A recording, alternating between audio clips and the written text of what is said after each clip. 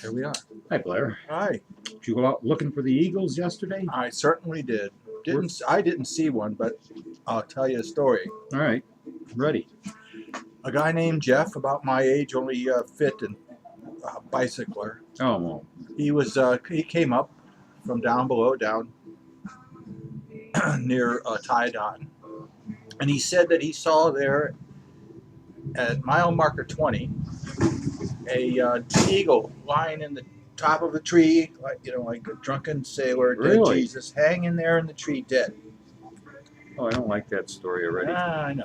So I'm thinking, well, this is hunting season. It's bow season. People go into the woods down there, and where mile marker 20 is, you could announce yourself as president of the United States, and nobody would know what you did. Oh, remote. Is that what you're saying? It's remote, so you can kill an eagle there. You can kill anything down there. No one would ever find out.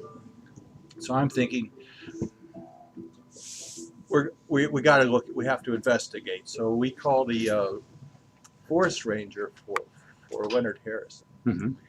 He's not there, but his wife is there. She radios him in his truck, and he's going to go take a look. So we wait just at the end of the day when we're about ready to leave, and we're very upset. And we've told all kinds of people about it. Did you walk down to see it? No, it was 16 miles from where we were. Yeah. So we didn't, and you can't get to it. That's a good hike. You It would be. you can go to Tiadaten and then walk 3 miles down to it, and then that would mean walking 3 miles back. So it was the end of the day, and we thought, well, the man's got a four-wheel drive vehicle. He can go. The ranger can go. Sure, that makes sense. All right, but you reported it, which is a good thing to do, I think. So then we get the ranger himself shows up in his truck, All right. and he says, oh, he's not dead. We saw this last year. No. He says, we saw this last year. He mates this time of year, and he gets himself so tired that he falls asleep in the top of the tree, and he looks like he's dead, but he's just sleeping. And I realized that he was suffering from post-coital traumatic Stress. yes, collapse. Total collapse. Traumatic collapse. Holy smokes. Unlike what I suffer from was pre-coital calamitous collapse. I haven't got that. Oh, you got PCCC? Yes. So, but so there he was. He had fornicated himself into a stupor, and or it was she. We don't know which one it was. They're impossible to determine. I have a question. Did it have a smile on its beak? I didn't see it myself, but I bet you it did. Okay. He was as happy as he could be, snoring and smoking a cigarette, probably. Yes, probably. Probably. So anyway, that's the story from yesterday. He wasn't dead. He's only sleeping. He was exhausted, the poor guy.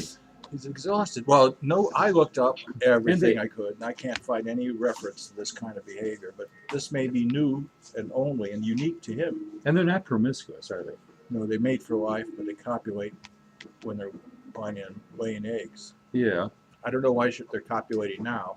It must be because Practice? For practice? Right. Well, do they?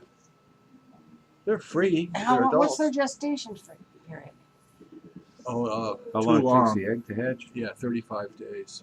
35 days. Yeah, So it's too early for spring. 5 weeks. Yeah, I don't understand it myself. So He's just a horn dog. I think that's Just a horn dog. And you know what they call it when they do it? I don't. This is a family show. Oh, okay. They call it a cloacal kiss.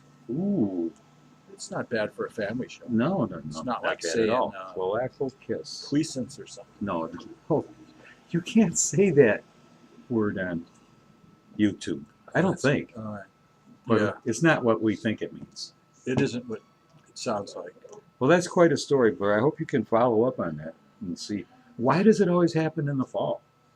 I don't know. This doesn't make any sense to me. This is why we were not prepared. We didn't know to expect such a thing. We thought they mated in February and then laid their eggs in March. But maybe February's too cold. So they do it now. He might have been just sleeping. Or he might have been pretending to sleep. He could have been drunk. The way he was described, you know, that drunken sailor Jesus pose that Yeah. people have. That sounds to me like he could have been intoxicated. Hmm. I have seen him on the covers of certain whiskeys. Reminds me of a story. Oh, please. Really? Yeah. Well, this farmer's rooster died. It's a similar story about the cloacal kiss, I think. Wow. This farmer's rooster died, and he went to the public market, which they used to be able to get chickens at the public market, and went up to a man selling roosters and said, "I'd like the best rooster you've got."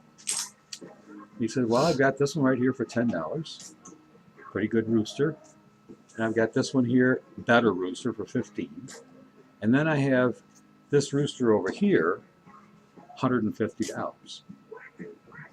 And the farmer says, "That's quite a difference, $150. He says, "But your hens will be extremely happy. They probably have, smiles on their beaks all the time." So he said, "Okay, I'll take the $150 rooster and we'll see how it works out." And I'm telling you, he brought this rooster home. Every single hen in the hen house was happy, was singing, was satisfied. It was wonderful. And when the rooster took care of all the hens, he spotted the ducks on the pond. So he went over, took care of all the ducks. After that was done, he took care of the geese. Every single bird on that farm was totally happy. And the farmer was pleased. He said, "This is the best $150 I've ever spent." And then the next morning he goes out and he looks out and he sees what looks like a rumpled mess in the middle of the pasture. And he looked closer and he said, "Oh no, it's my rooster. He's totally dead. He's tired out. He colloquially kissed himself to death." So he runs out to the pasture. I mean, this guy was spread out like this. Buzzards were flying around above it.